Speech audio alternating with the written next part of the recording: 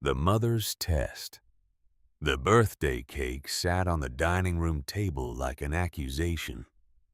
Chocolate 3 layers, homemade buttercream frosting that had taken Lorraine Carter 2 hours to pipe into perfect rosettes. 71 candles would have been excessive, so she'd settled for 7 and 1. The numbers glowed in the dimming light of late September, small flames dancing in the draft from the heating vent. Warren would be home in 20 minutes. Lorraine checked her watch, then the table settings, then her reflection in the china cabinet glass. 71 years old, and she could still see traces of the woman who'd played Rachmaninoff at Carnegie Hall when she was 23. The silver hair was new, the lines around her eyes, the way her hands trembled slightly when she held them still. But the posture was the same, straight back, chin up. The discipline of a lifetime spent at piano benches and in recital halls where weakness meant failure. She picked up her phone. 4 calls to make. 4 children to invite to their father's birthday dinner. Victoria would be 45 now. Sterling 43. Claire 40. Derek 38. And Griffin the youngest at 33. 5 children spanning 12 years, each one a promise Lorraine had made to herself about the kind of life they would have. The first number rang 3 times before Victoria answered. "Mom, I'm between patients. Can this be quick?" Lorraine heard the familiar sounds of Massachusetts General Hospital in the background. Paging systems. The squeak of rubber soles on linoleum. Her eldest daughter, the cardiologist, the one who'd made Lorraine so proud at graduation, she'd cried through the entire ceremony. "It's Dad's birthday tonight. I made his favorite cake. I was hoping you could drive down." Silence. Not the thoughtful kind. The calculating kind. "Mom, it's a 4-hour drive. I have surgery scheduled at 6 a.m. tomorrow. A valve replacement. The patient's been on the transplant list for 8 months. I understand. It's just, tell Dad happy birthday for me. I'll send flowers." The line went dead. Lorraine stood in her kitchen phone pressed to her ear, listening to nothing. Through the window, she could see the maple tree in the backyard, the one Warren had planted when Victoria was born. 45 years old now, that tree.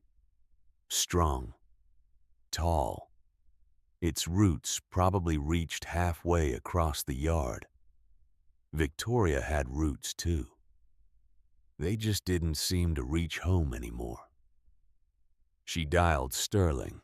Her son answered on the first ring, which meant he was in his car. She could hear Chicago traffic through his BMW speaker system. "Hey, Mom, what's up? Your father's birthday. Tonight. I was hoping. Oh, man, is that today? I'm in the middle of a deposition prep. Big case. Corporate merger. We're talking hundreds of millions." Lorraine watched the candles burn lower on the cake. "I made his chocolate cake. The one you used to request every year when you were little." "That's great, Mom. Listen, I'll call him later, okay? This case is kind of determining the trajectory of my entire career." You understand. She did understand. She'd taught him that career came first. That success was measured in money and status and how many people knew your name. "Of course, sweetheart. Good luck with your case." "Thanks, Mom. You're the best." He hung up before she could say she loved him. Claire was next. The call went to voicemail twice before her daughter picked up, breathless. "Mom, hi, sorry I'm at yoga. Is everything okay?" Everything okay. As if the only reason a mother would call was emergency or crisis. "It's Dad's 71st birthday. I thought maybe you and Thomas could fly out for dinner." She heard her daughters exhale that particular sound of irritation, masked as patience. "Mom, Thomas just surprised me with a weekend in Napa. We're leaving in an hour. The hotel's non-refundable. You know how he is about planning romantic getaways." Thomas, the tech executive with more money than sense and an ego the size of Silicon Valley. Lorraine had never liked him, had never said so. Good mothers supported their daughters' choices, even when those choices wore designer suits and talked about disrupting markets. "I see. Well, have a lovely time." "We will. Tell Dad we'll take him out next time we're in Connecticut. Somewhere nice. Our treat." Next time. There was always a next time. A later. We'll make it up to you. Lorraine ended the call and stood very still in her kitchen. The cake candles had burned down to nubs. Little pools of wax were forming on the frosting she'd spent 2 hours perfecting. One more call. Derek answered on the 6th ring, his voice tight with annoyance. "Mom, I'm literally walking into a meeting. Can I call you back?" "It's your father's birthday." "Oh, right, yeah. Happy birthday to Dad. I was hoping you might come home for dinner." A laugh. Sharp. Incredulous. "Mom, I'm in Seattle. Do you know how long that flight is? Plus, I'm closing a deal tomorrow that could make me partner." Partner, Mom. Before I'm 40. Before he was 40. As if life was a race and the finish line was wealth and titles and corner offices. "I understand, honey. Good luck with your deal." "Thanks, gotta go. Love you." He hung up. They always hung up quickly, her children, as if prolonged conversation might trap them into something. Obligation, connection, love that required more than words. Lorraine set her phone on the counter and looked at the dining room table. 8 place settings. She'd set them out that morning, optimistic. Foolish. The china that had been her grandmother's. The silver that she polished every Christmas. The crystal water glasses that caught the light and threw rainbows on the wall. 8 settings for 2 people. She was reaching for the phone one more time when she heard Warren's key in the lock. Her husband came through the door looking every bit of his 71 years. Tired lines around his eyes. Shoulders that had once been military straight now curved slightly forward. But he smiled when he saw her, the same smile that had made her say yes when he proposed 50 years ago. "Something smells good.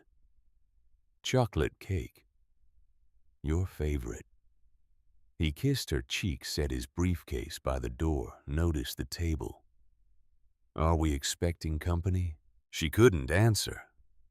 The words caught somewhere between her chest and her throat, stuck on the reality of 4 children who couldn't spare an evening, who measured their time in billable hours and surgical schedules and non-refundable hotel reservations.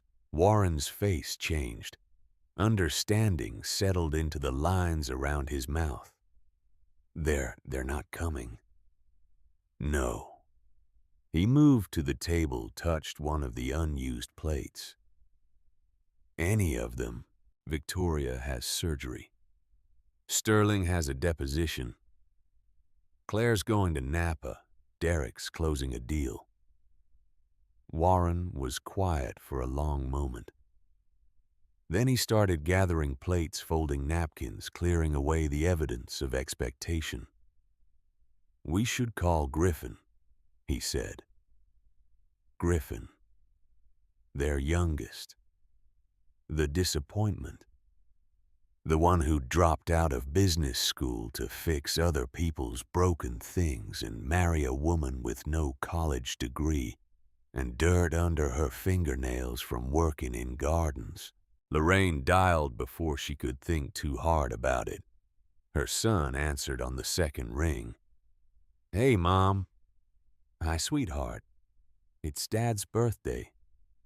I made chocolate cake. I know it's a long drive in the rain, but we'll be there in 2 hours. Just like that.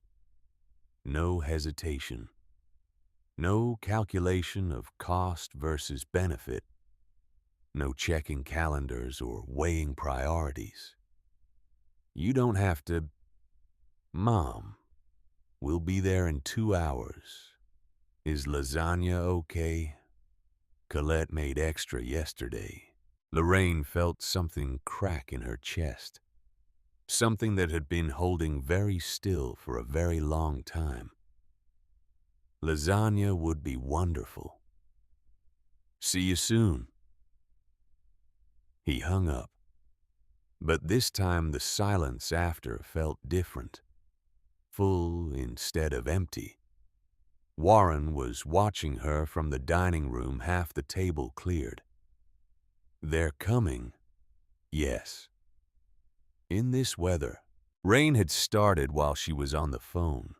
She could hear it against the windows, that particular autumn rain that turned roads slick and made the 90-mile drive from Missouri to Connecticut an act of faith.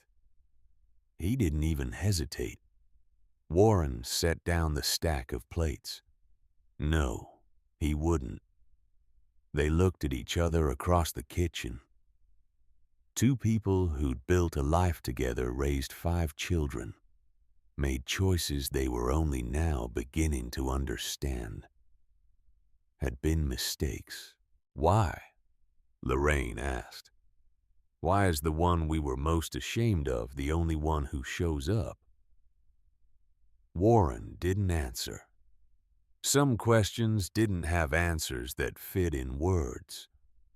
Griffin and Colette arrived at 8:30, soaked through from the sprint between their ancient pickup truck and the front door.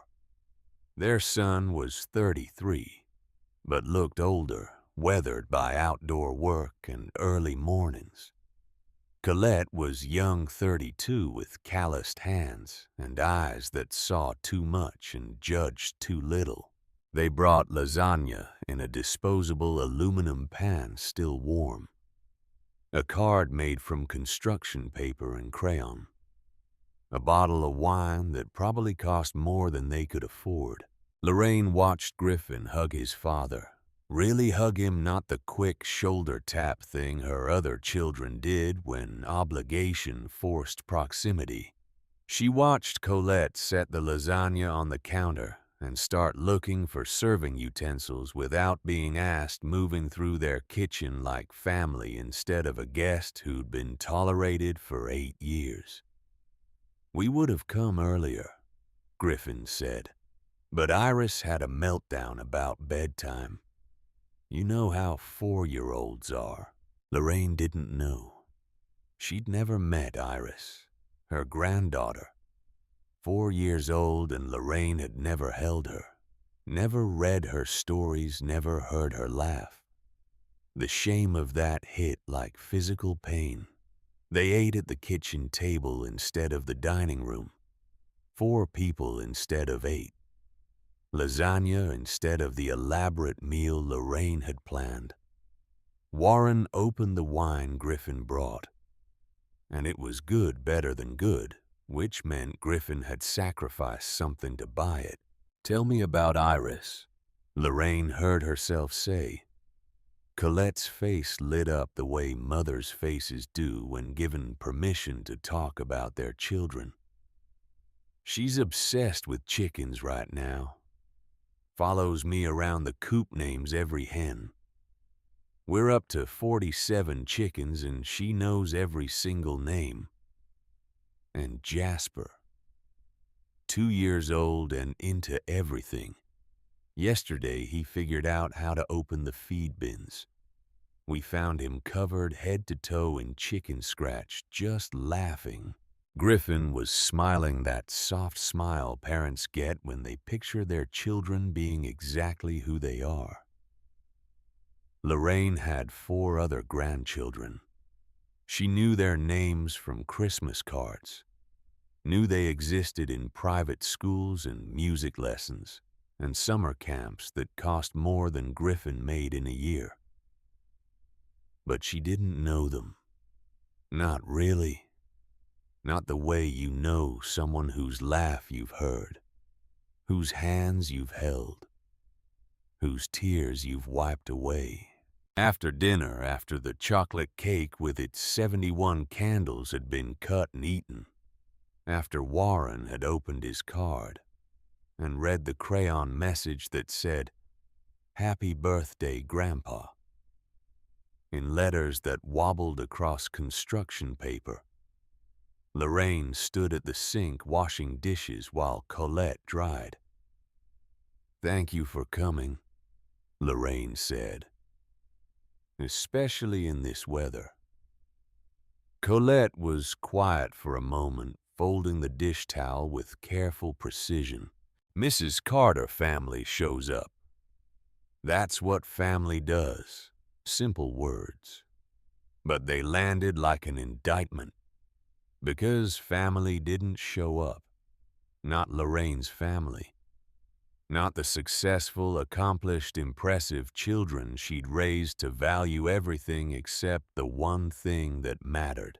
After Griffin and Colette left, after their taillights disappeared down the rain-slicked street, after the kitchen was clean and the leftover cake wrapped in foil, Lorraine stood at the window and watched the rain. Warren came up behind her, rested his hand on her shoulder. "You okay?" She wasn't, but she nodded anyway. That night, while Warren slept, Lorraine sat in the piano room. The Steinway Grand they'd bought when she was still teaching full-time gleamed in the moonlight. Sheet music covered the stand Chopin's nocturnes, the pieces she'd been working through for the past 6 months. She didn't play, just sat on the bench and put her hands on the keys without pressing down. 45 years ago, she'd held Victoria for the first time. A tiny screaming thing with a full head of black hair and lungs that could wake the dead. Lorraine had looked at that baby and made promises, silent vows about the life her daughter would have, success, security, a future better than Lorraine's own childhood, which had been marked by Depression-era poverty, and a grandmother who measured worth in dollars and safety in savings accounts. She'd taught her children to be successful. And they were. Doctor, lawyer, executive's wife, investment banker. They had everything Lorraine had promised them, everything except the ability to drive 4 hours to eat cake with their father. Lorraine opened the piano bench and pulled out her old journals. She'd kept them since Victoria was born. Leather-bound books filled with hopes and plans and dreams for her children. She read them now in the moonlight. "I want Victoria to be someone people respect. Sterling needs to understand that success requires sacrifice. Claire should marry well. Security matters. Derek has potential. He could be anything if he works hard enough. Page after page of ambition, of pushing, of measuring her children against markers that had nothing to do with kindness or character, or the ability to show up when showing up mattered. And Griffin. She found the entry from 8 years ago, written the week he told her he was marrying Colette. I don't understand what he's thinking. She's nobody. No education, no prospects. He could do so much better. This will ruin everything I've tried to build for him. Lorraine closed the journal. She'd built something all right, but it wasn't what she'd intended. The idea came to her, slowly forming in the space between midnight and dawn, while rain drummed against the roof, and Warren slept on oblivious. A test. A way to know for certain what she suspected, what she feared, what kept her awake in the dark hours when truth couldn't be hidden behind politeness and excuses. Did her children love her? Or did they love what she represented, money, inheritance? The obligation that kept them tethered to calls on Mother's Day and checks at Christmas. If she were nothing, if she had nothing, if she showed up at their doors as desperate and broken and needy, would they even recognize her? By morning, she had a plan. Warren woke to find her at the kitchen table, notebook open, coffee growing cold in her cup. You didn't sleep. No. He poured himself coffee, sat across from her, noticed the determined set of her jaw. What are you thinking? We need to know. About the kids. About what we created. Lorraine, I'm gonna test them. All of them. I need to know if I destroyed our children, Warren. I need to know if there's anything real left underneath all that success. He was quiet, studying her face the way he'd studied her for 50 years, reading the expressions she tried to hide. How? She told him. The whole plan. Disguises. Bus tickets. Playing homeless strangers at each child's door. Asking for help and seeing what help, if any, came. Warren listened without interrupting. When she finished, he set down his coffee cup. This is extreme. Yes. It could backfire. It could make things worse. I know. And if they don't recognize us, if they turn us away. Lorraine met his eyes. Then at least we'll know. At least we'll stop wondering why our phone only rings when someone needs something. Warren was quiet for a long time. Then he nodded. This is your plan. Your decision. I'll support you. But Lorraine, you need to understand, once we know the truth, we can't unknow it. I understand. She did. Some doors once opened couldn't be closed again. Some truths once faced changed everything. But she was 71 years old. She'd spent a lifetime playing other people's music, following other people's rules about what made a successful life, a successful family. It was time to know if anything she'd built was real.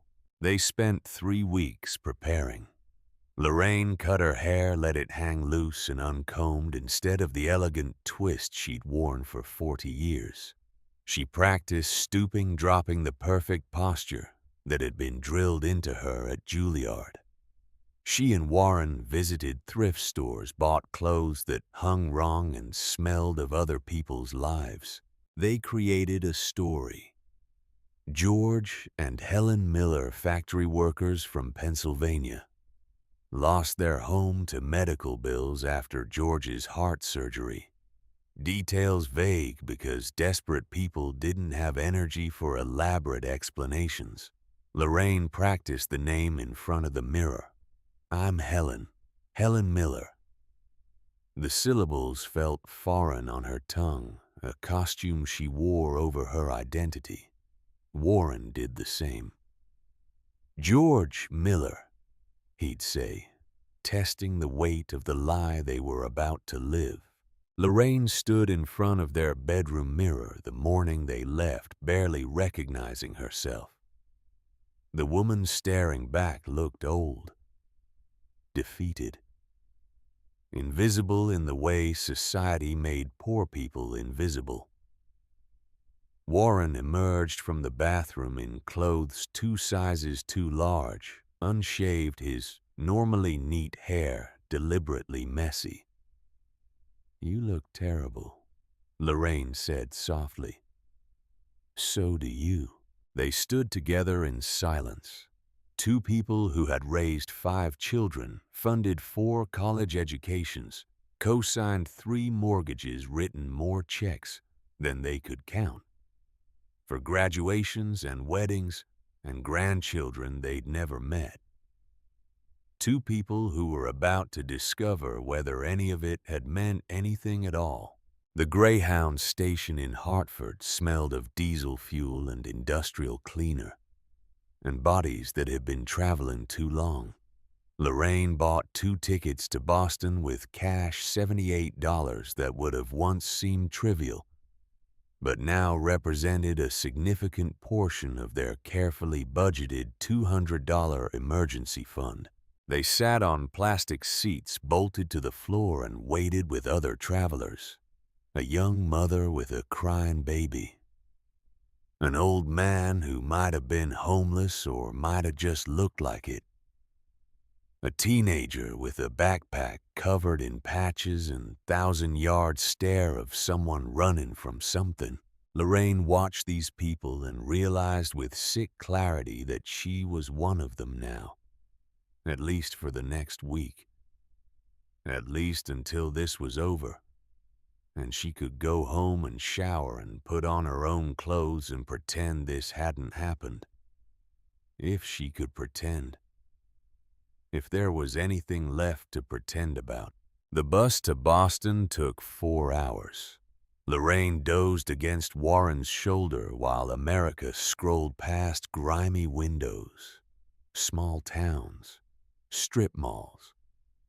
The gradual shift from rural to suburban to urban as they approached the city. She woke when Warren squeezed her hand. We're here.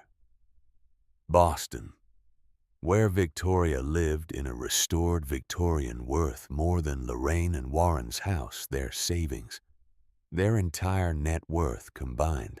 They walked the last mile from the bus station.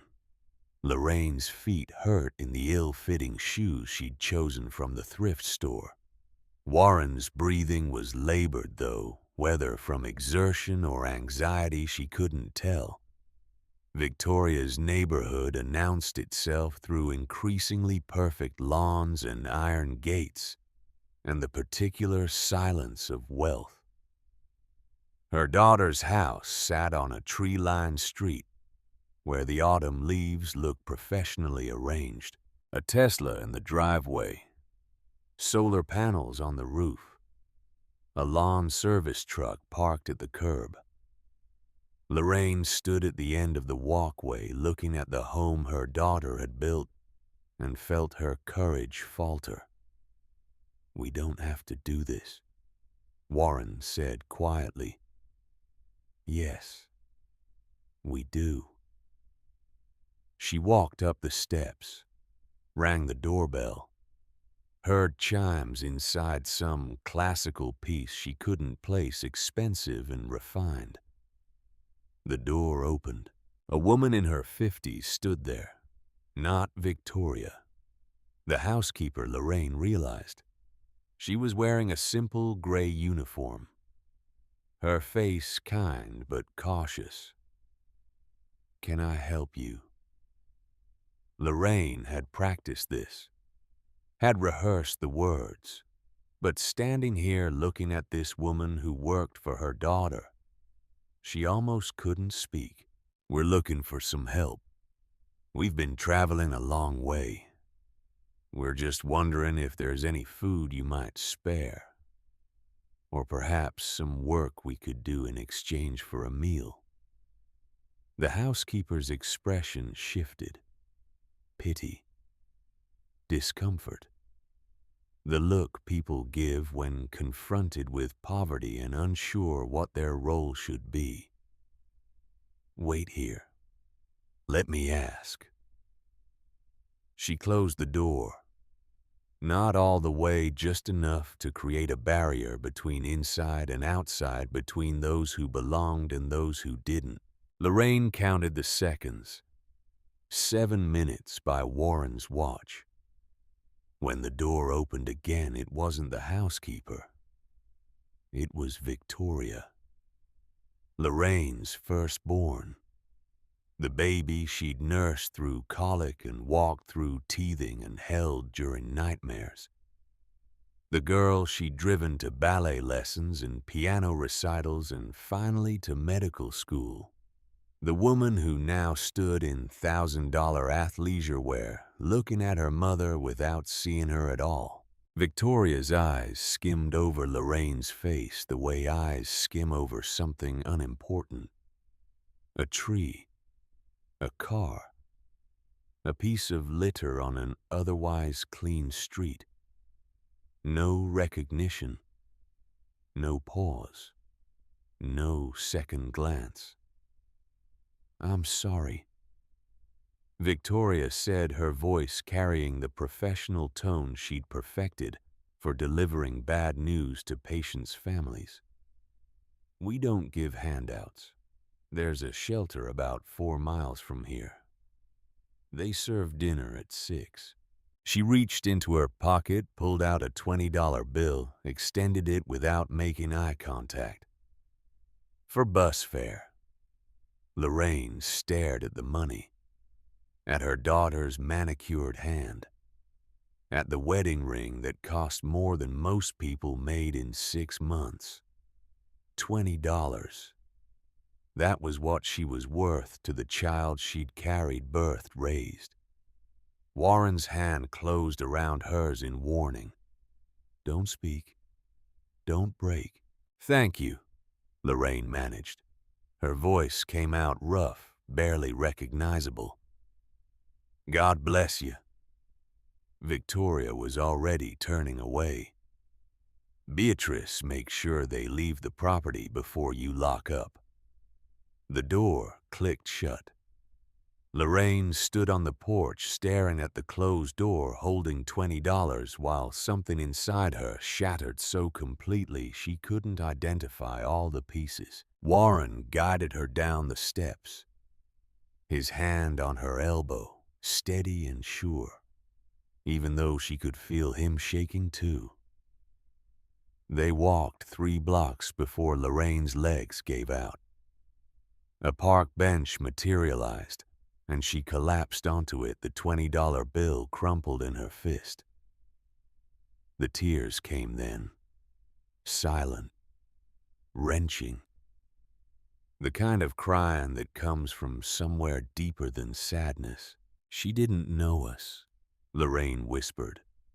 "I carried her for 9 months. I taught her to play Moonlight Sonata. I held her hand during her first surgery rotation when she called me crying because a patient died. And she looked right through me."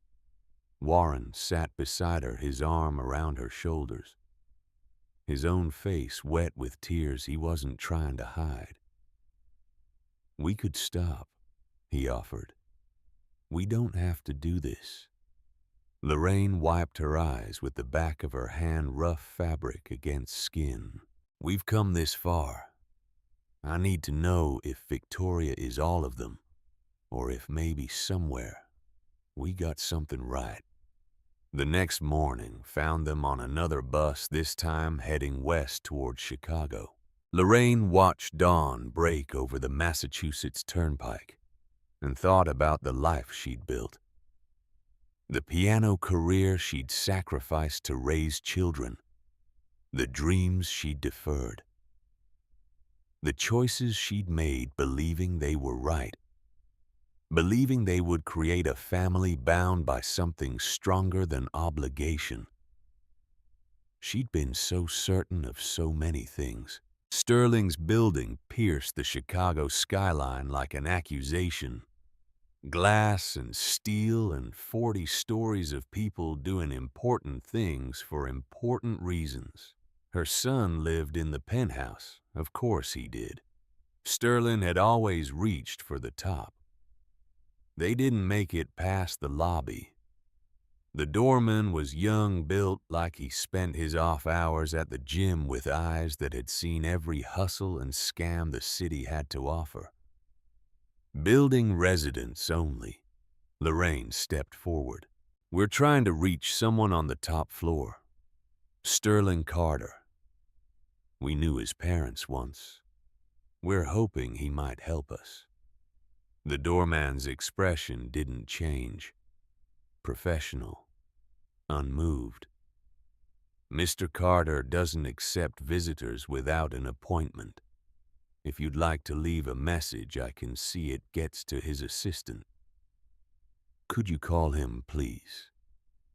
Could you just tell him that two people who once loved him very much are outside and need help? Something flickered in the doorman's face. Pity, maybe. Or embarrassment at having to do what came next.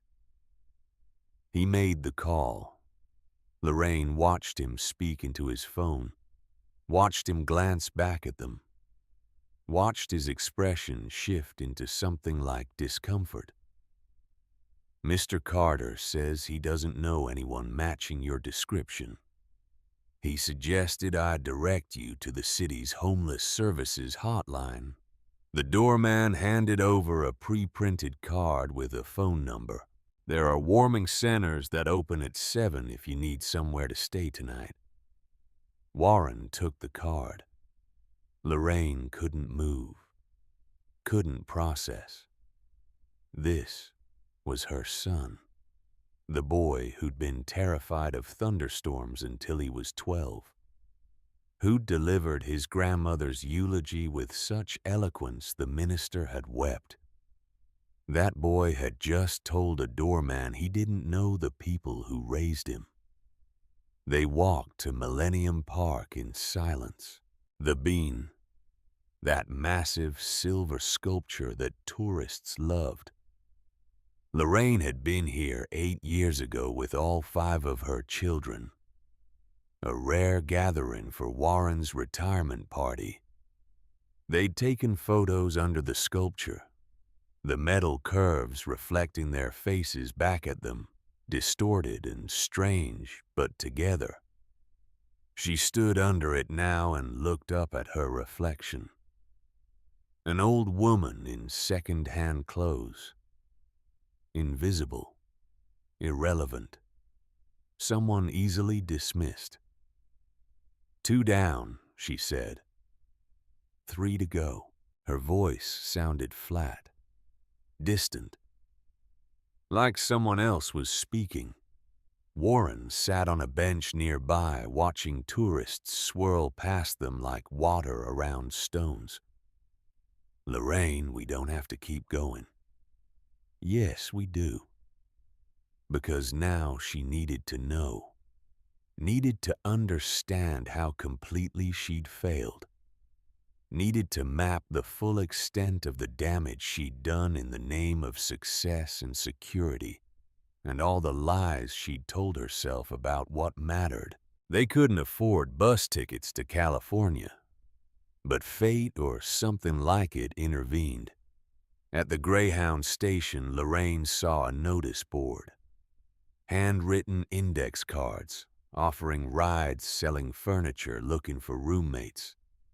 And there in purple marker, driving to San Francisco, need help with gas, leaving tomorrow.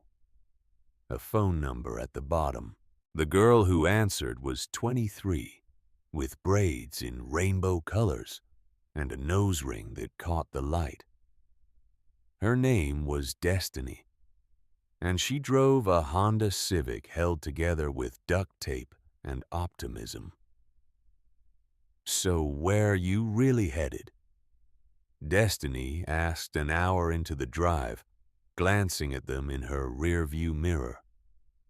"And don't say you're just wandering. Nobody your age wanders without a destination." Lorraine looked at Warren.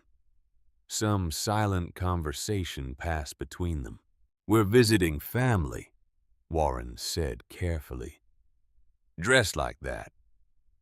Lorraine surprised herself by laughing. Actually laughing. The first real laugh in days. "It's a long story. Lady, we've got 600 miles. I've got time." And Lorraine found herself talking. Not the full truth, but enough of it. How they'd raised 5 children. How those children had grown successful and distant. How this trip was meant to answer questions that had been eating at them for years. Destiny was quiet for a long time after Lorraine finished. "My grandmother raised me after my mom couldn't. Never had much.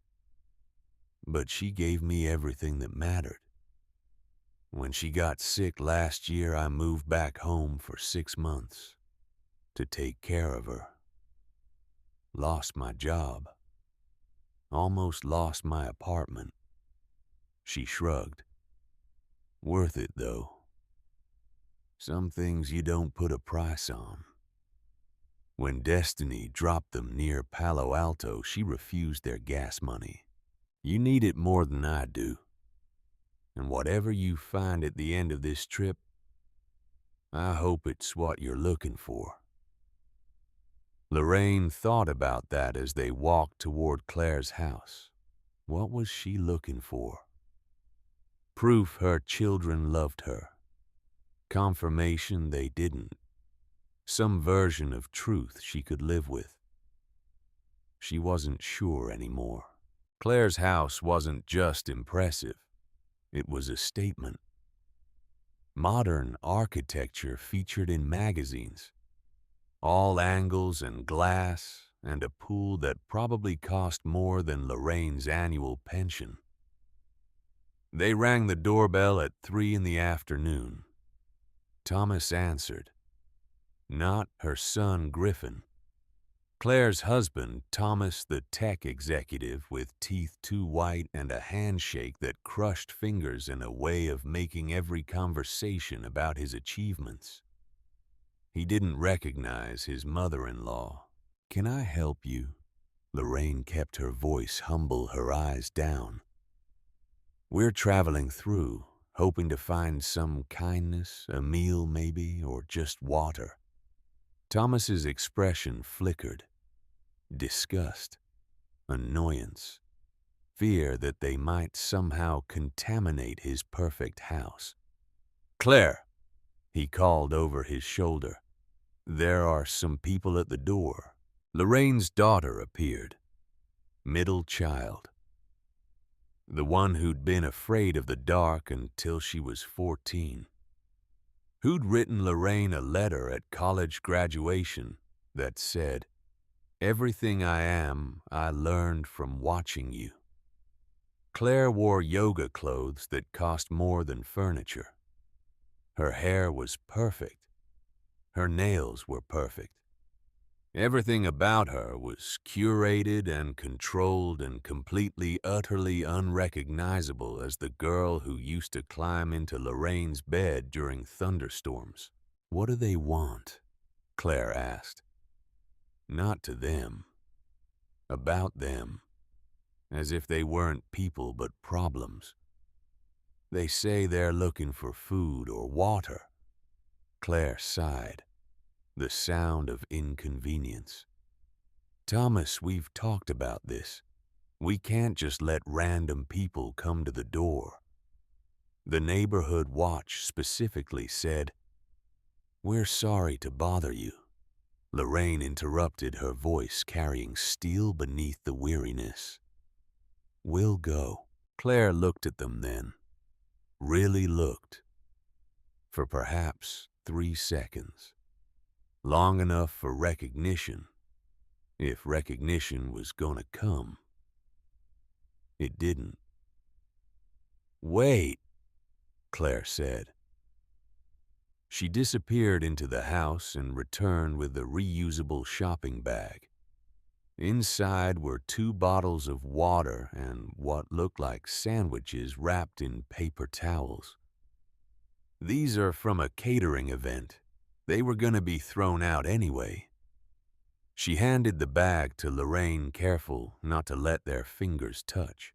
"There's a motel about 2 miles east. They might have day rates. And the soup kitchen downtown opens at 5. She smiled. Professional.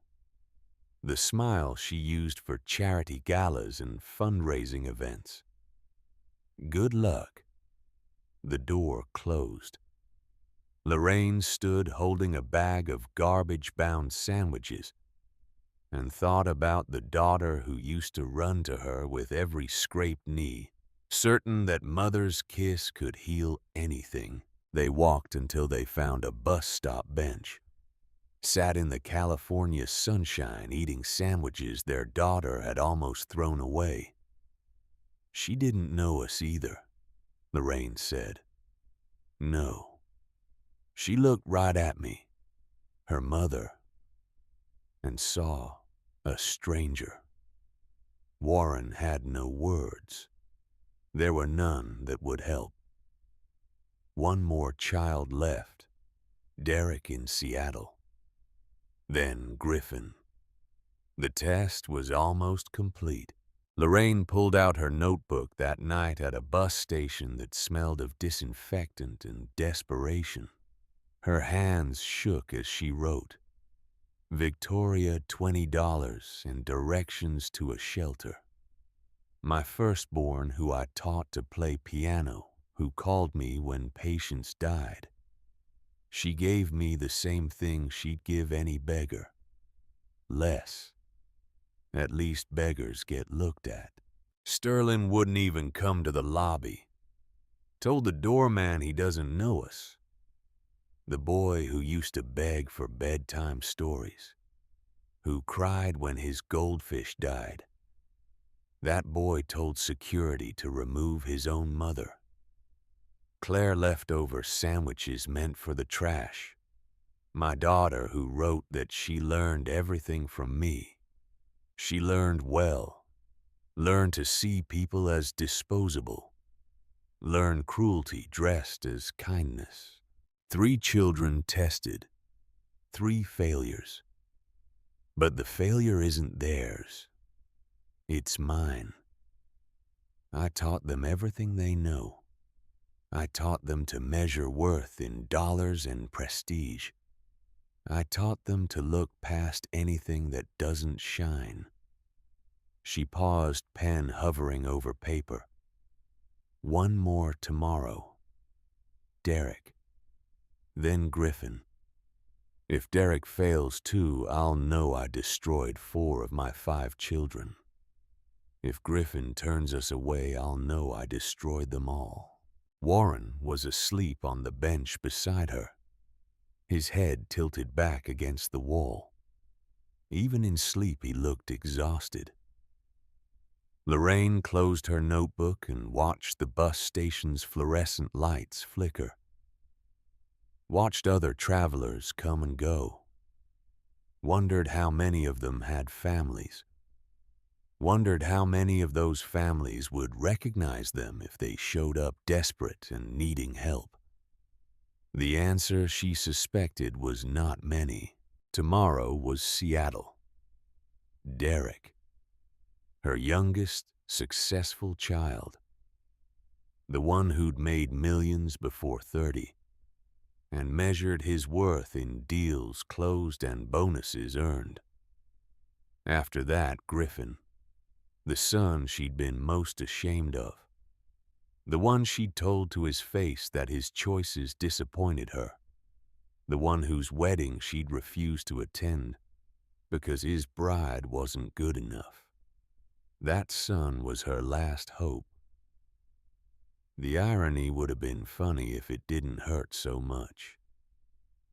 Seattle greeted them with rain, not the gentle autumn rain of Connecticut, but the relentless Pacific Northwest kind that soaked through cheap jackets and turned sidewalks into mirrors reflecting gray skies. Lorraine stood outside Derek's building and watched water run down the glass facade, distorting the world into abstract shapes. Her cough had started somewhere in Nevada, just a tickle at first. Now it rattled in her chest, deep and persistent. Warren noticed had been noticing for 2 days, his worried glances growing more frequent. "We should see a doctor," he'd said at the last rest stop. "After Griffin," she'd replied. Derek's building occupied a neighborhood that had been poor once before tech money washed through and drowned it in breweries and boutiques and apartments, where young people paid fortunes to live in spaces smaller than closets. No doorman this time, just a buzzer system with names listed in neat rows. Lorraine pressed the button next to Derek Carter, waited. The intercom crackled. "Yeah," one word. Impatient. Already annoyed before knowing what the interruption was about. "We're looking for help," Lorraine said. Her voice sounded wrong even to her, hoarse, tired. "Food or wrong apartment?" The intercom went dead. She pressed again. "I said wrong apartment. Please." The word came out broken. "We've come such a long way. We just need, lady. I don't know how you got into the building, but I'm not opening my door for strangers. There's a shelter on Pine Street. Go there." Lorraine pressed the button a third time. Silence.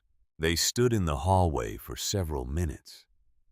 Two old people who smelled like bus stations and looked like everything the world wanted to forget existed. The fluorescent lights hummed overhead. Somewhere above them, Derek was in his expensive apartment, probably already back to whatever important thing they'd interrupted. Her son, the boy who'd had nightmares about monsters under his bed until he was 8.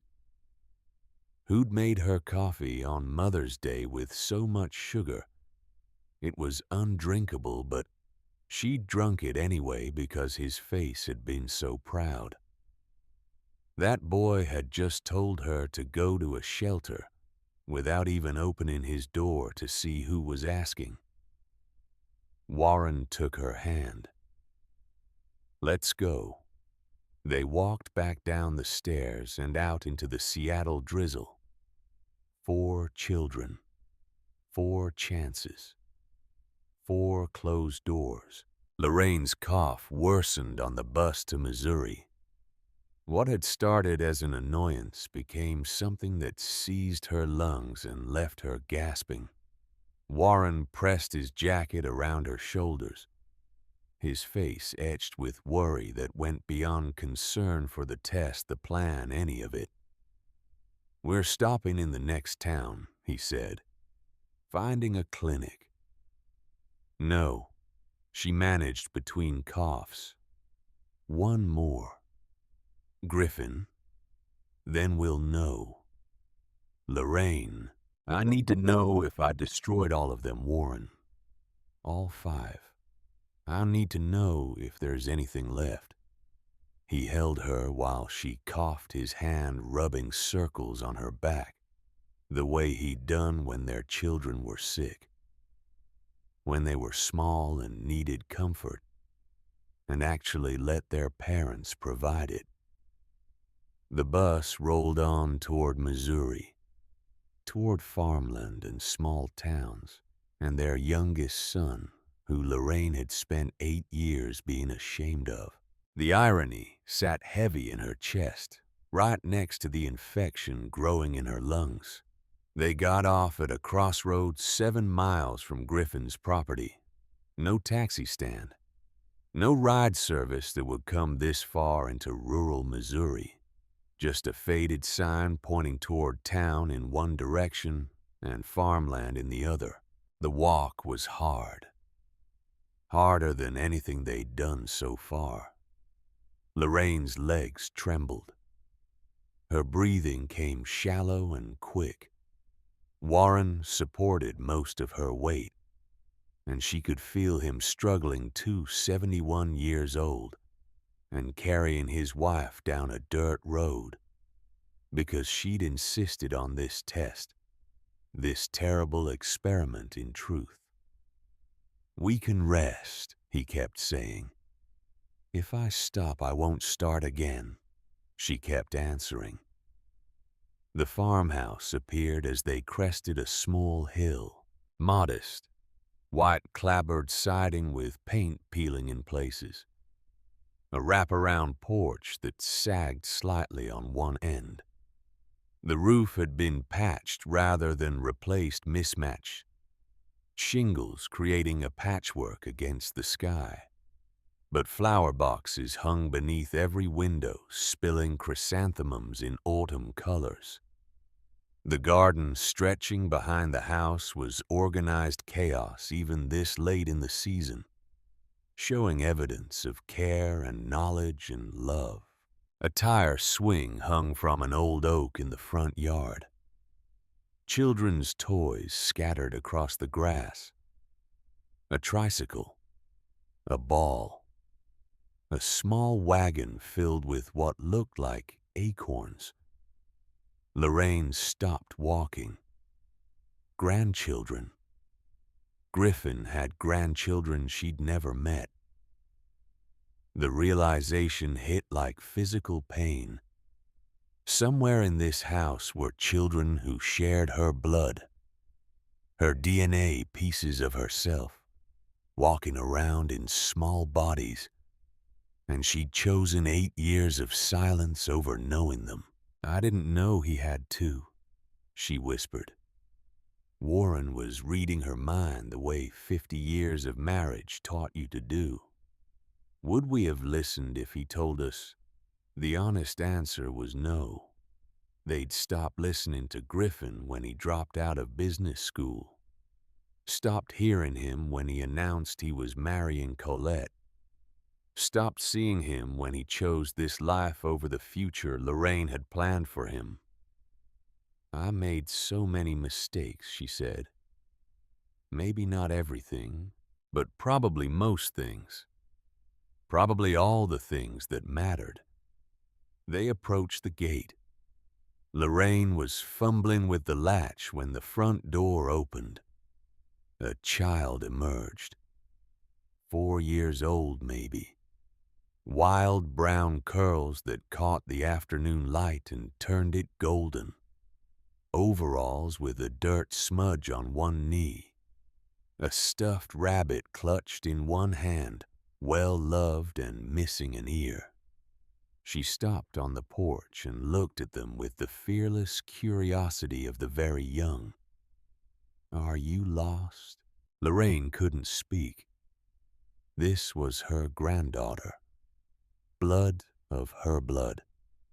Standing there in little red boots asking if strangers needed help, and Lorraine didn't even know her name.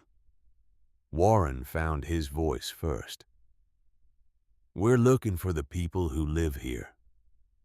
The girl considered this with the seriousness children bring to important questions. "Mommy's inside. She's making soup." She tilted her head, curls bouncing. You look tired and kind of dirty.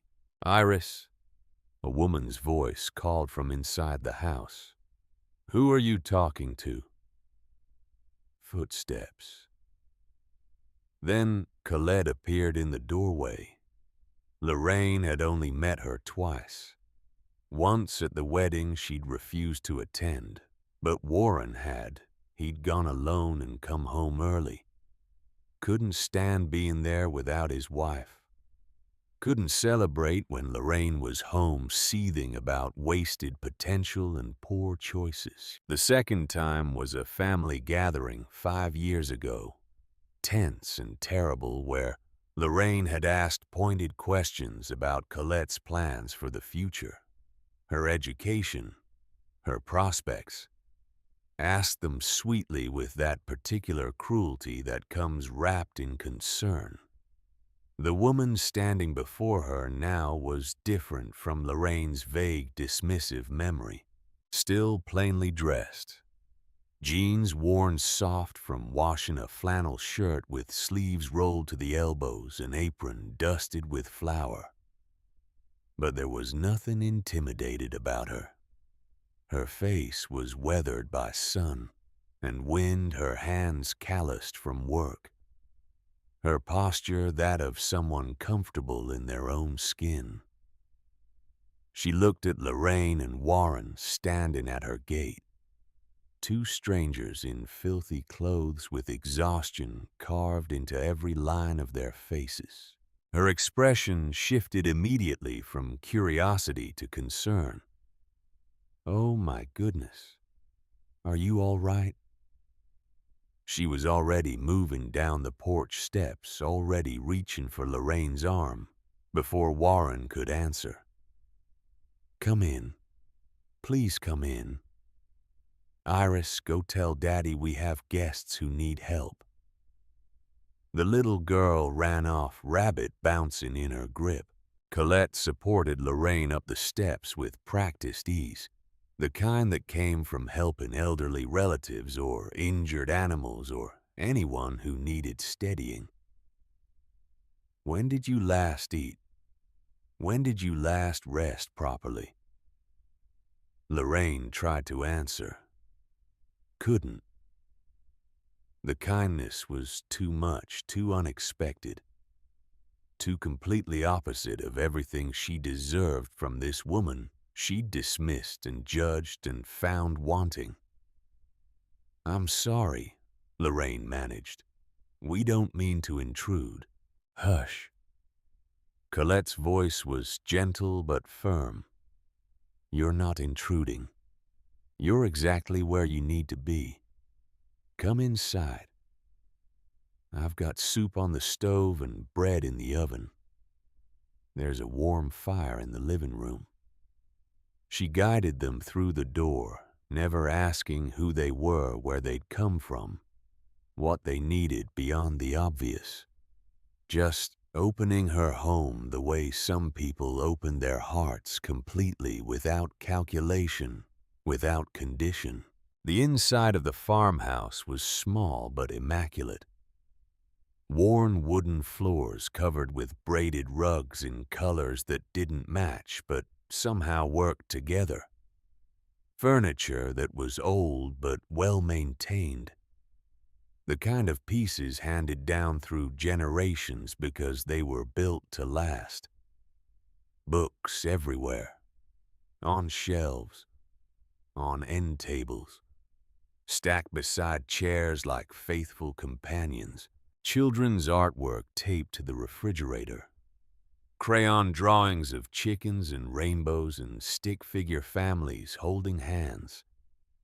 The alphabet in magnetic letters rearranged daily into new words, by small fingers learning to read. A fire crackled in a stone hearth. The smell of vegetable soup and fresh bread filled the air, mixed with wood smoke and something indefinable that was just warmth.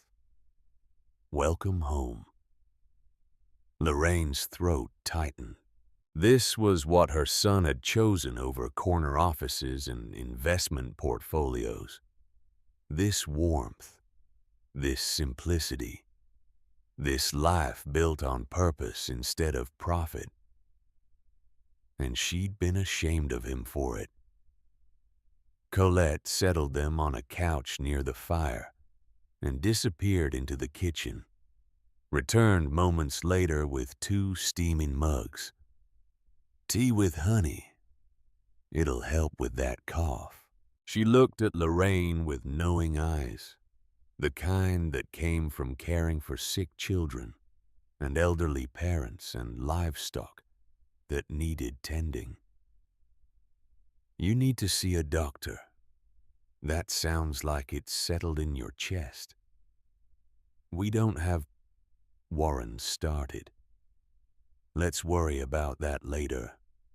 Right now, you need warmth and food and rest. Everything else can wait.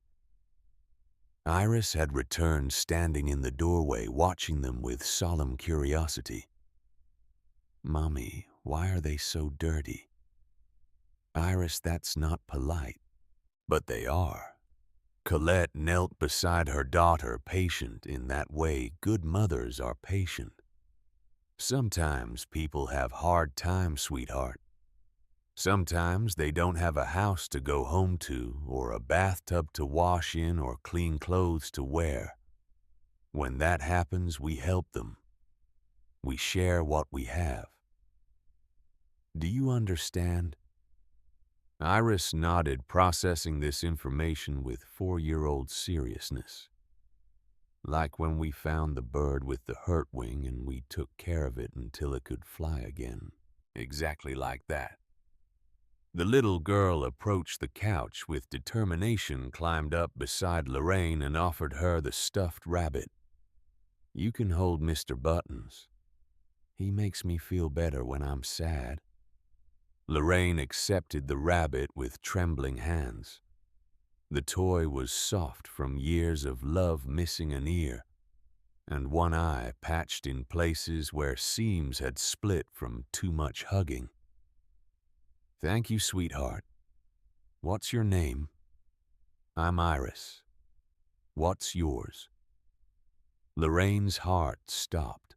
This was the moment. The test within the test. One slip and everything would unravel.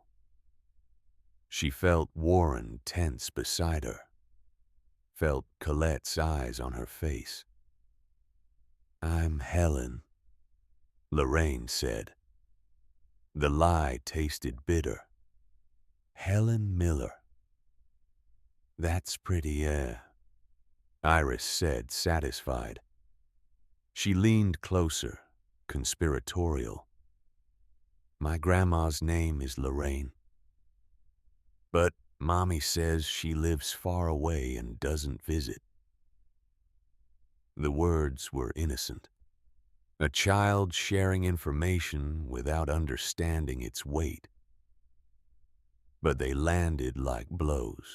Lorraine saw Warren close his eyes, saw something flicker across Colette's face, recognition, suspicion, before her expression smoothed into careful neutrality. Iris, why don't you go help Daddy in the workshop? Tell him dinner will be ready soon.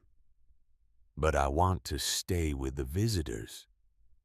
You can see them at dinner. Go on now. The child obeyed with reluctance, casting curious glances over her shoulder as she left. When the door closed, Colette turned back to Lorraine and Warren. For a long moment, she simply looked at them. Her gaze was steady, searching, not suspicious, but thoughtful, as if seeing past the dirt and the clothes to something underneath. Lorraine held her breath, waited for the question, waited for Colette to ask why a stranger would react that way to hearing about a grandmother named Lorraine. Instead, Colette said, "The bathroom is upstairs, first door on the left. There are clean towels in the cabinet and soap in the dish. Take as long as you need. I'll find some clean clothes that might fit. We can't. Lorraine started. You can. And you will.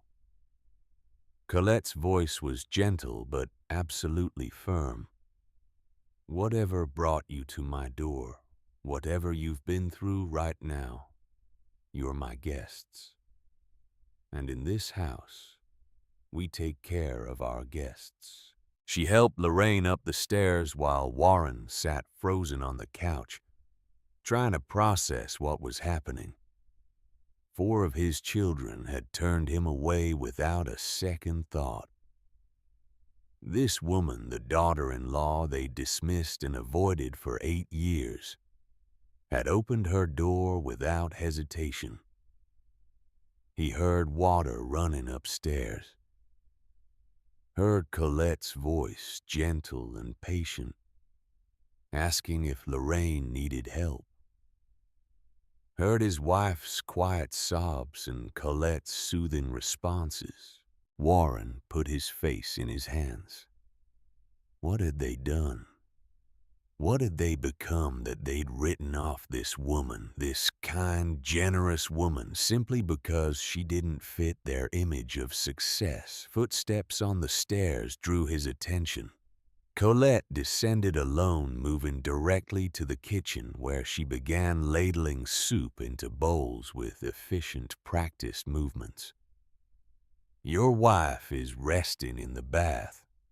She's more exhausted than she wanted to admit. She paused, ladle in hand. The cough worries me. We should have the doctor look at her tomorrow if it hasn't improved. You don't have to do this, Warren said. You don't know us. You don't owe us anything. Colette turned to face him. Her expression was calm but direct, the look of someone who'd thought deeply about who they were and how they wanted to move through the world. Mr. Miller, I don't help people because I know them or because they've earned it. I help people because they need it. That's how I was raised. That's how I'm raising my children. And that's the only way I know how to live. She returned to her work, slicing bread with efficient movements. My grandmother used to say that every stranger is just a friend you haven't met yet. Maybe that sounds naive to some people. Maybe it's foolish to open your door to anyone who knocks. She set the bread on a cutting board. But I'd rather be foolish and kind than smart and cruel. Warren thought of Victoria's $20 bill, of Sterling's doorman, of Claire's garbage-bound sandwiches, of Derek's refusal to even open his door. Smart and cruel. That's exactly what they were. Your grandmother sounds like a wise woman. She was. Colette's smile was soft with memory. She also said you can tell a lot about a person by how they treat someone who can do nothing for them. She set a bowl of soup on the table. Come eat. You need your strength. The soup was simple. Vegetables from the garden, herbs from the windowsill, broth made from scratch. But it was the best thing Warren had tasted in days. Maybe the best thing he'd tasted in years. Each spoonful warmed him from the inside out, thawing something that had been frozen for so long, he'd forgotten it was cold. The front door opened. Griffin walked in. Warren's breath caught. His youngest son had changed in 8 years, filled out, grown into himself, acquired the weathered look of a man who worked with his hands and started his days before dawn. But his eyes were the same, kind, earnest, worried right now as they took in the stranger at his table. Colette Iris said we had guests. "This is Mr. Miller," Colette said smoothly, "and his wife, Helen. She's upstairs bathing. They were traveling and needed somewhere to rest. They'll be staying with us for a bit." Griffin looked at Warren, looked hard. The way you look at something you can't quite place, like a song you know, but can't name a face that triggers memory without completing it. Warren's heart hammered against his ribs. This was it. Griffin would recognize them, would see through the disguise, would know. "Nice to meet you, sir." Griffin extended his hand. "I'm Griffin. Welcome to our home." He didn't know. His own son didn't recognize him. Warren shook Griffin's hand, feeling the calluses, the strength, the warmth of a grip that was firm but not competitive, not trying to prove anything, just honest. "Thank you for your hospitality. Colette's the hospitable one. I just live here." Griffin smiled, genuine and easy. Nothing like the professional masks his siblings wore. "Is that your vegetable soup? I've been dreaming about it all day. Sit down and eat. You've been working since dawn." The family gathered around the table. Griffin, Colette, Iris chattering about her day.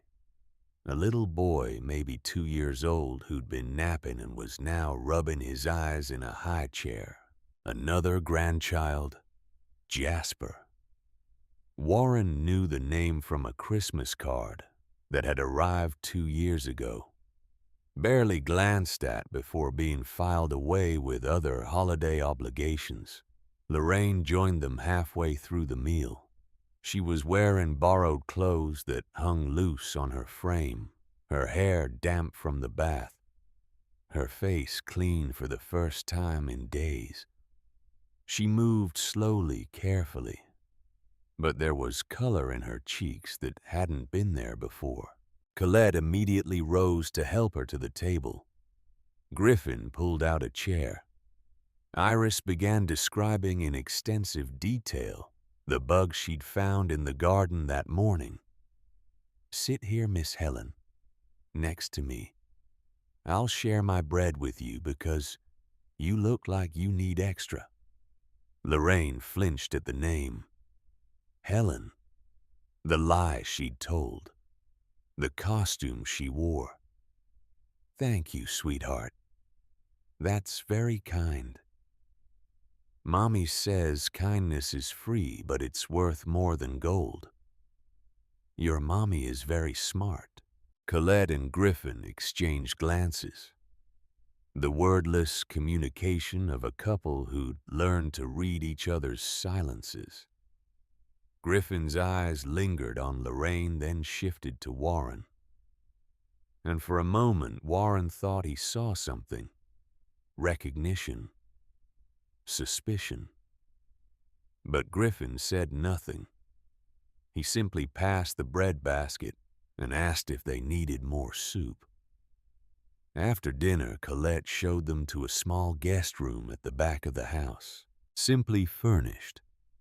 A double bed with a quilt that looked handmade, each square stitched with different fabric memories sewn together. A dresser with a mirror. A window overlooking the garden, now dark but visible in moonlight. The bathroom is just down the hall. There are extra blankets in the closet if you get cold. Breakfast is at 7, but don't feel obligated to join us. Sleep as long as you need. She was turning to leave when Lorraine spoke. "Why are you doing this? You don't know anything about us. We could be anyone. We could be dangerous." Colette smiled, and there was something in it that Might have been understanding, might have been knowing, might have been the wisdom of someone who'd learned hard lessons young. Ma'am, you're about as dangerous as the barn cats, and I'm doing this because it's the right thing to do. Because my grandmother took in strays animals and people and anyone who needed a place to land. Because I believe kindness is the rent we pay for our place on this earth. She paused at the door. Also, I know what it feels like to be judged unworthy. To have people look at you and decide before they know anything about you that you're not good enough. I wouldn't wish that feeling on anyone. Her voice was quiet but clear. So in this house, everyone is worthy.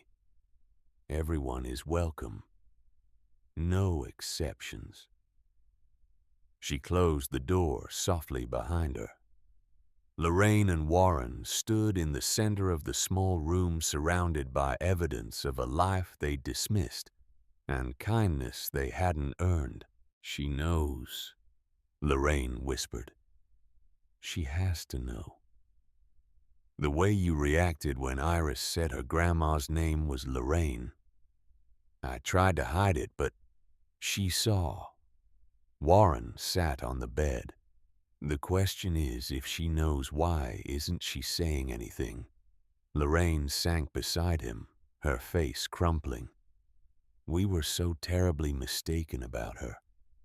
We looked at her and saw everything she didn't have. The degree, the career, the connections. We never saw who she actually was. Warren took her hand. We were mistaken about a lot of things. About her, about Griffin, about what matters. Our other children. Lorraine couldn't finish the sentence. I know. They didn't even look at us. Their own parents. And they couldn't be bothered to look. But Colette, a woman we've ignored and dismissed for 8 years, she looked. She saw. She opened her door. Warren thought about the test they'd designed. The experiment meant to reveal their children's true characters. He'd expected to learn something painful.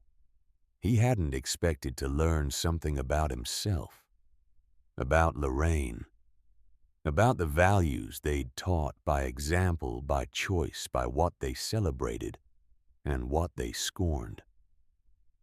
What do we do now? Lorraine asked.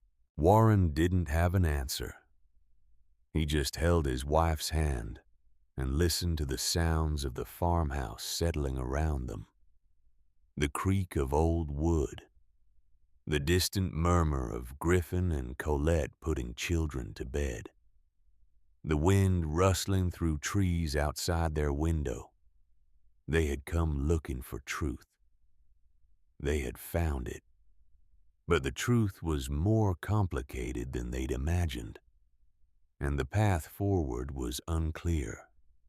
For now they were warm, fed, safe, and for the first time in longer than Warren could remember, they were exactly where they were supposed to be.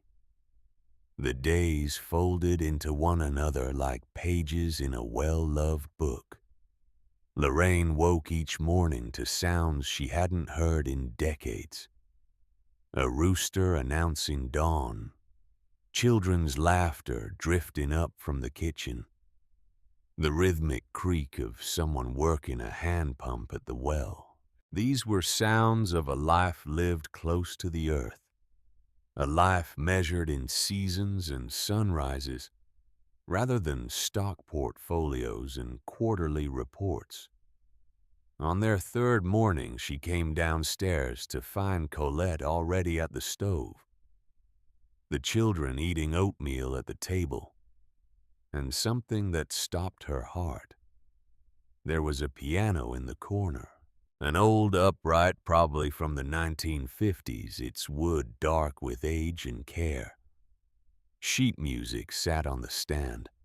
Simple pieces, children's songs. The keys were worn where small fingers had pressed them, learning notes and rhythms. "Do you play?" Colette asked, noticing Lorraine's fixation. "I used to, long ago. Feel free to use it any time. It's been in my family for 3 generations. My grandmother taught me on that piano. Now, I'm teaching Iris." Lorraine moved closer, her fingers hovering over the keys without touching them. 50 years she'd been teaching piano. 50 years of scales and recitals and students who came and went. But she couldn't remember the last time she'd played for joy instead of instruction. "Maybe later," she said. But that afternoon, while Colette was in the garden and the children napping, Lorraine sat at the piano bench, placed her hands on the keys, played a single chord. The piano was out of tune, but not badly. The sound was warm, lived in real. She played Chopin, the Nocturne in E-flat major, the piece she'd taught Victoria when her daughter was 7, the piece they'd practiced together for months. Lorraine's hands guiding Victoria's smaller ones, showing her where to place her fingers, when to hold back, when to let the emotion flow. Victoria, who'd given her $20 in directions to a shelter. Lorraine's hands faltered, stopped. Griffin appeared in the doorway. She hadn't heard him come in.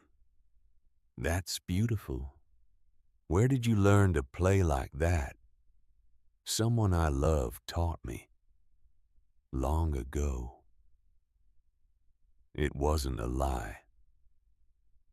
Her own mother had taught her piano, had pushed her toward Juilliard, toward a concert career, toward a life built on performance and perfection. Lorraine had given up that career to raise children. And then she taught those children the same lessons her mother had taught her, that success meant achievement, that worth was measured in accomplishments, that love was conditional on excellence. The cycle continued, generation to generation, until someone broke it. She looked at Griffin, this son who'd broken it, who'd chosen differently, who'd walked away from everything she'd taught him. Mattered. "Your daughter has a beautiful voice," Lorraine said. "I heard her singing this morning. She gets that from Colette. Music runs in her family." Griffin smiled. "Colette's grandmother used to play at church. Never had formal training, just played what she felt." Playing what you felt. What a concept. Lorraine had spent her entire life playing what she was supposed to feel, what the composer intended, what the audience expected. "Do you ever wish you'd done something different?" she asked. "Gone to college, followed a different path?" Griffin was quiet for a moment, leaning against the doorframe.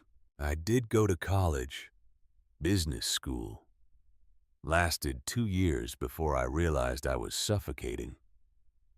He crossed his arms, thoughtful. "I had these dreams.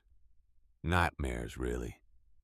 I was in a building made of glass, and everyone around me was shouting numbers. I was trying to find a door, but there weren't any. Just glass walls that went up forever." He looked at Lorraine directly. "Then I came out here one summer to help a friend fix up his grandmother's barn. And the first night I slept better than I had in years. No dreams. Just peace. Your parents must have been disappointed." Something flickered in Griffin's face. Pain old and deep, carefully managed, but never quite healed. Yeah, they were. Are. I'm the family disappointment, the one who didn't live up to potential. He shrugged, but it wasn't casual. But I didn't fail. I just chose differently. I chose this garden, this house, this woman who sees the world the way I do. I chose to measure my life in moments with my kids instead of meetings with clients. Do you regret it? Not for a second. He paused. Do I wish my parents understood? Sure. Do I wish they'd visit, get to know Colette and the kids? See that this life isn't lesser just because it's simpler. His jaw tightened almost imperceptibly. Yeah, I wish that. And if they came around, if they realized they'd been mistaken. Griffin looked at her with those kind, earnest eyes. Honestly, I don't know. I've spent 8 years waiting for a phone call that never comes. At some point, you have to stop waiting and just live your life. He pushed off from the doorframe. Anyway, thanks for playing. It's nice to hear music in the house again. He left. Lorraine sat at the piano and cried. On the 4th day, her cough worsened. What had been an annoyance became something that seized her lungs and left her breathless. Climbing stairs took 5 minutes instead of 1. Speaking more than a few sentences triggered coughing fits that bent her double. Colette noticed immediately the way she seemed to notice everything. I'm calling Dr. Harmon. You don't need to. I'm calling him. He does house calls for folks who can't make it into town. Don't worry about the cost. He takes payment in vegetables and fixes from Griffin. She was already reaching for the phone. My grandmother died of pneumonia because she was too proud to let anyone help her.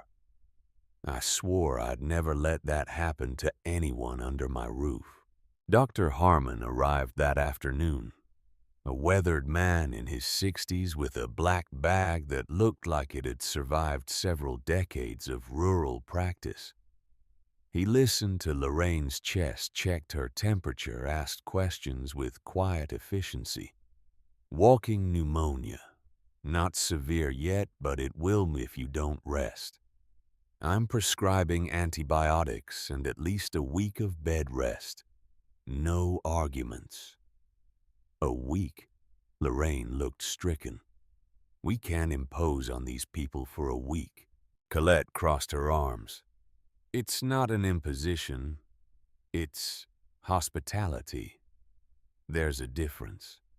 Dr. Harmon patted Lorraine's hand. Mrs. Miller, I've known Colette since she was knee-high to a grasshopper. When this woman decides to take care of someone, you might as well settle in and let her. Fighting it just wears you out. So Lorraine settled in, and she discovered what it felt like to be cared for by someone who didn't owe her anything, who had every reason to turn her away, who chose kindness anyway.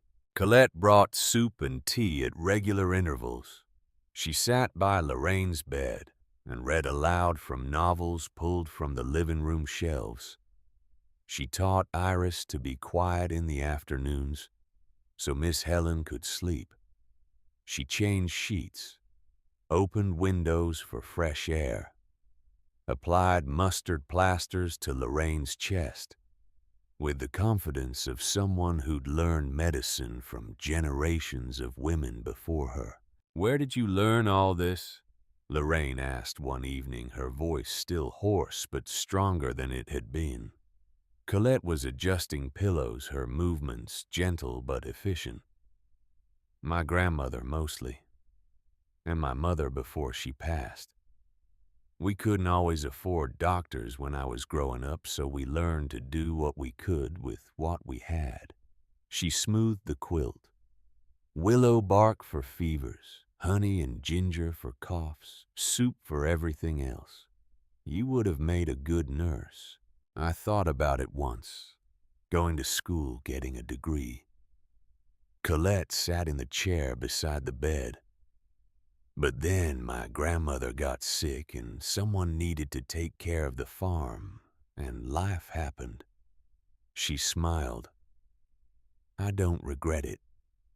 This life, this place, it's where I'm supposed to be. Lorraine was quiet for a moment, gathering courage for a question that had been building for days. Do you ever resent them, Griffin's family, I mean, for not accepting you?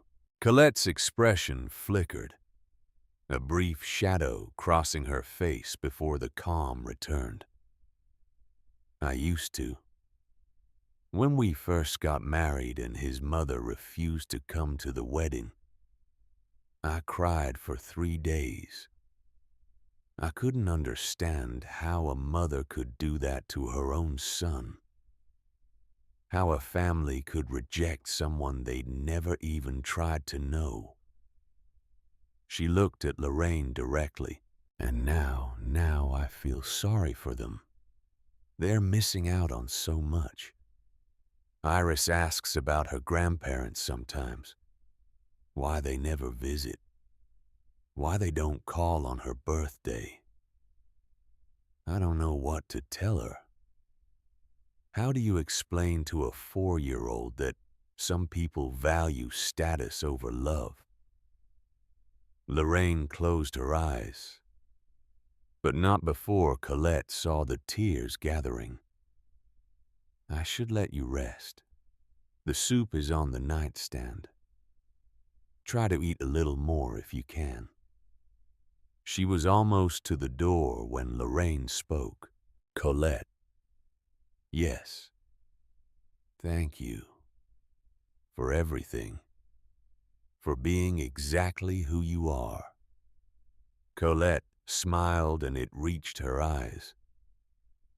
That's the easiest thing in the world, Mrs. Miller. Being who you are. The hard part is when other people won't let you. She closed the door gently. Lorraine lay in the dark and thought about who she was, who she'd been. The distance between them felt vast as oceans. On the 6th night, the storm came.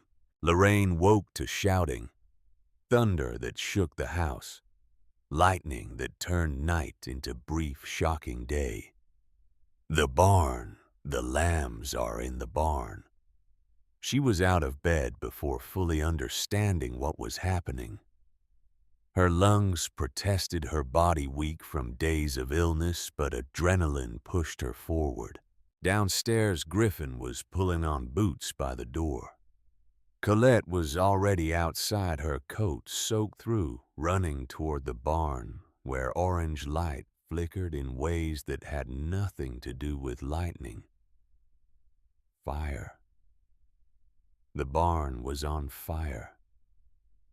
Warren was beside her suddenly, his hand on her arm. Stay here. You're not well enough. No. She ran. Her old legs protested.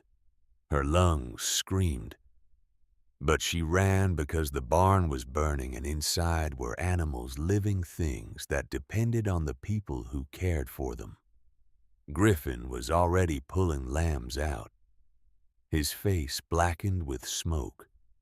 Colette grabbed them, deposited them in the safety of the yard, turned back toward the inferno.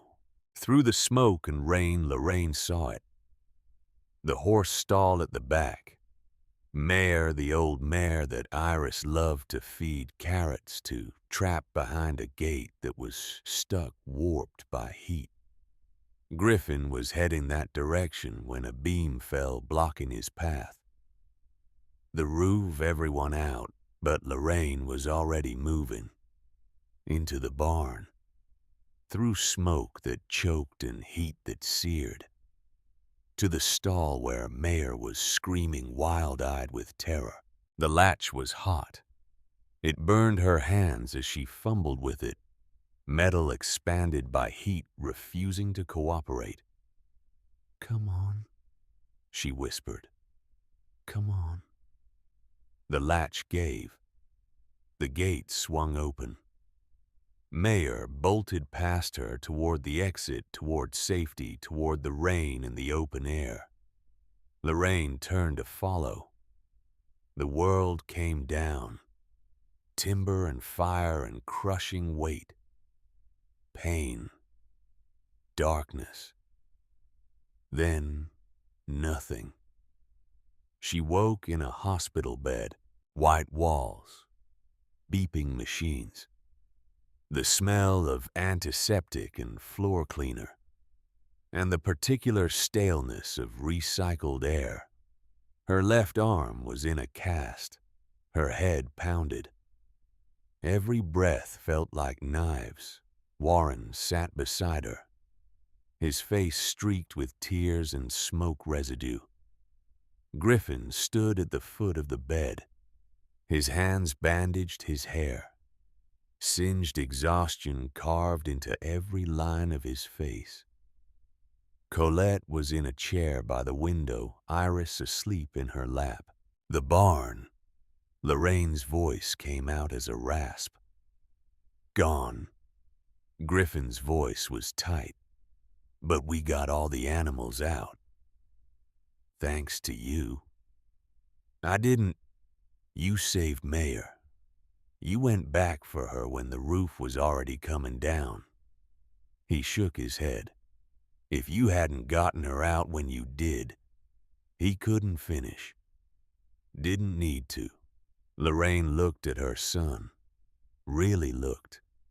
Seeing the burns on his hands, the singed hair, the way he was holding himself like every muscle hurt. This man had run into a burning building to pull her out. A stranger as far as he knew. Someone who'd shown up at his door asking for help. He'd risked his life for her. Griffin, she said. The name came out broken. I need to tell you something. It can wait. You need to rest. It can't wait. It's waited too long already. She struggled to sit up. Warren helped her, his hands trembling but steady. Colette was watching now, Iris still sleeping in her arms. There's something you need to know about who we are. Griffin's expression shifted. Confusion. Concern. The first flicker of something that might have been suspicion. Lorraine met her son's eyes, willed him to understand, to forgive, to somehow find a way through the wreckage she'd created. My name isn't Helen Miller. It's Lorraine Carter. And this is Warren, your father. The silence was absolute. Even the hospital machinery seemed to hold its breath. Griffin's face went through emotions too fast to name. Disbelief. Shock. Anger. Something that looked heartbreakingly like hope, before settling into careful blankness. What? Lorraine forced herself to continue, though each word felt like confession dragged from her chest. We came to test our children. We disguised ourselves as homeless strangers to see who would help us. Victoria turned us away. Sterling, Claire, Derek. 4 of your siblings, and none of them recognized us. None of them even tried. Warren's voice joined hers, thick with tears. But you did. You and Colette. You opened your door. You fed us. You took care of us. You treated two strangers with more love than our own children showed their parents. Lorraine looked at Colette, who was sitting very still, her face unreadable. We were so deeply mistaken about everything, about you, about Griffin, about what matters in this life. We spent 8 years punishing you for not following the path we laid out. We missed your wedding. We missed your children being born. We missed who you actually are. Her voice cracked, and we thought this test would give us answers. And it did. The answer is that we raised 4 children who care more about appearances than people. And we raised 1 child who understood what we never managed to teach ourselves. Griffin turned away, his shoulders rigid. Lorraine watched her son's back, remembering all the times she'd turned away from him, dismissed his choices, refused to see the man he'd become. Colette moved then, set Iris gently in the chair, and walked to stand beside her husband. She didn't speak, just placed her hand on his arm and waited. Minutes passed. Griffin's back trembled. When he finally turned around, his eyes were wet. You missed her first word. His voice was quiet, dangerous. Iris. She said, "Mama," right there in the kitchen. "I called you that night. Called to share it with you. You said," his voice wavered, "you said you were busy, that you'd call back. You never did." Lorraine made a sound like something breaking inside. "You missed Jasper's birth, my son. I sat in that waiting room for 12 hours and I wanted..." He stopped, swallowed hard. "I wanted my parents. I wanted someone to tell me it would be okay. But you weren't there. You've never been there." "We should have been," Lorraine whispered. "We should have been there for all of it."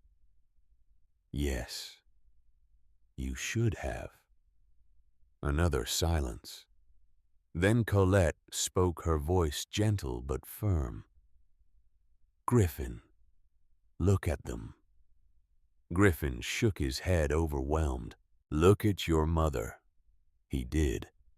Saw Lorraine in a hospital bed, broken arm, smoke inhalation, exhausted from a week on buses and streets, because she'd needed to know the truth. Look at your father.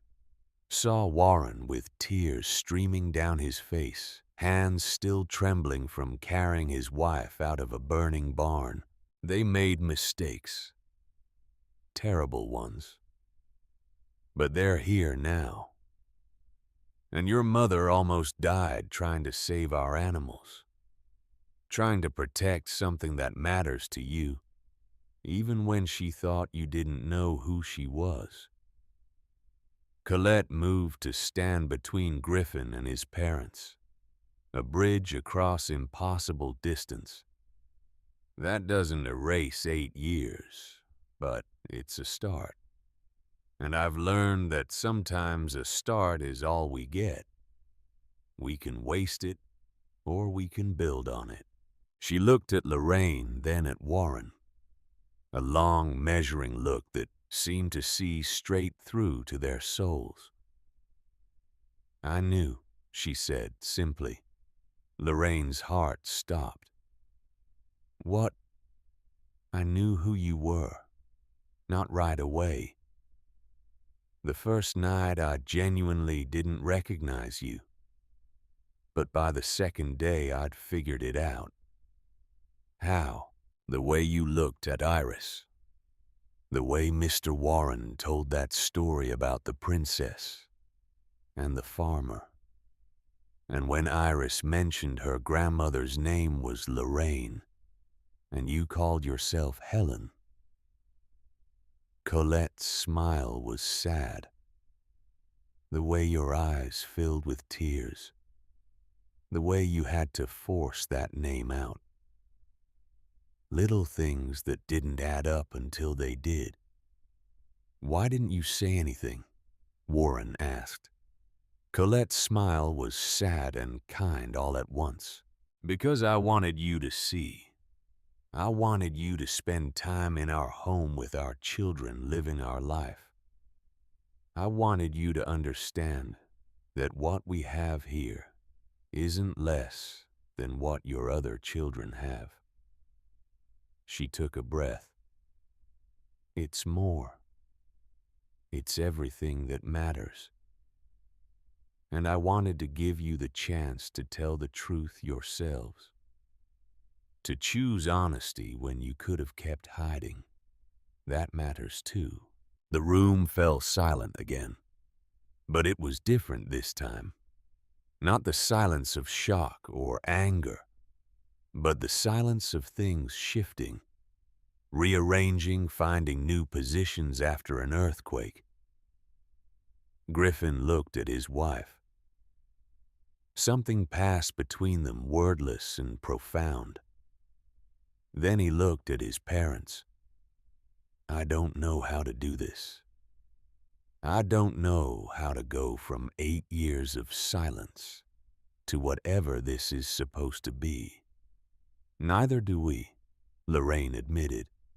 But we'd like to try, if you'll let us.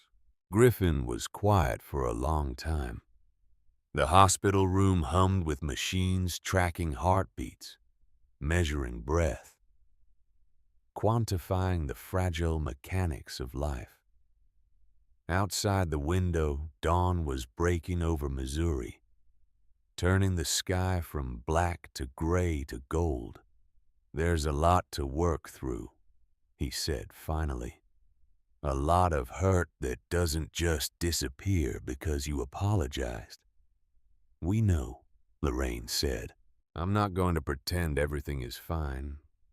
I'm not going to act like this is some fairy tale where the ending makes up for the story. We wouldn't ask you to. Griffin looked at Colette again.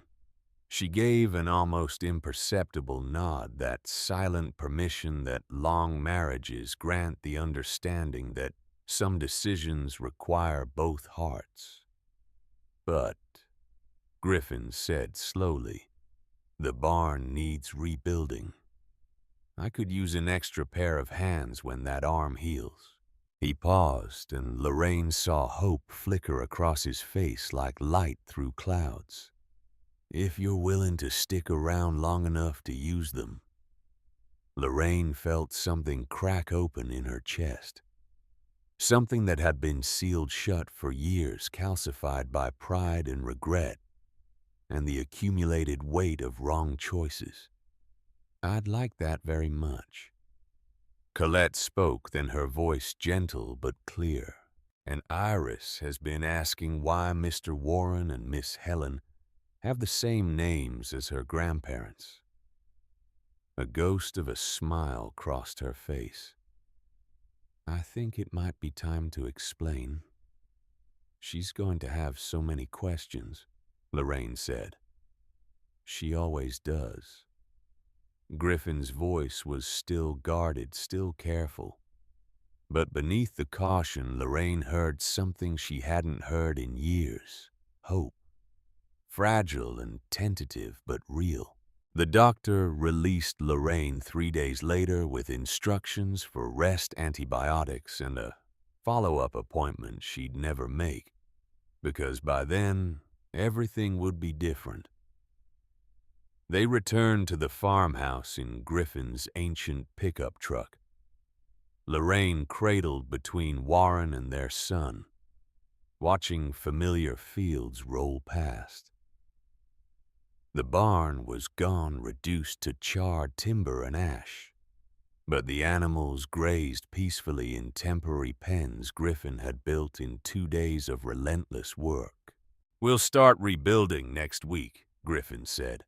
Soon as your arm's strong enough to hold a hammer. I've never built anything before, Lorraine admitted. Then it's time you learned. The days that followed established a rhythm Lorraine had never known. She woke to roosters instead of alarm clocks, ate breakfast at a table crowded with children and conversation, instead of silent coffee consumed while reading news on a tablet.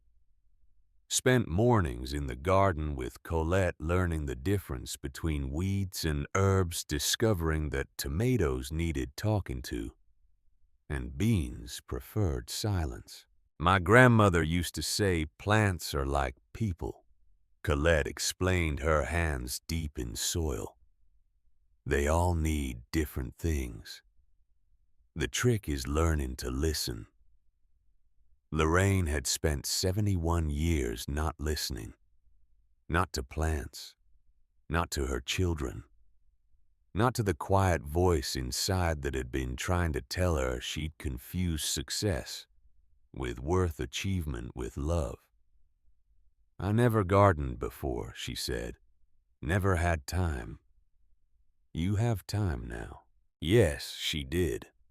All the time she'd spent at charity galas and country club lunches and carefully curated social obligations that meant nothing and led nowhere. All those hours could have been spent here, hands in dirt, learning to grow things instead of just managing them. In the afternoons, while Iris napped, Lorraine sat at the old upright piano. At first she played the classics, Chopin, Beethoven, Mozart. The pieces that had defined her life structured her days, measured her worth in technical precision and flawless execution. But gradually, hesitantly, she started playing other things. Melodies that came from nowhere, from memory, from some place deeper than training. Songs without names. Music that felt instead of performed. Colette found her there one afternoon, hands on the keys, playing something that wasn't written down anywhere. That's beautiful.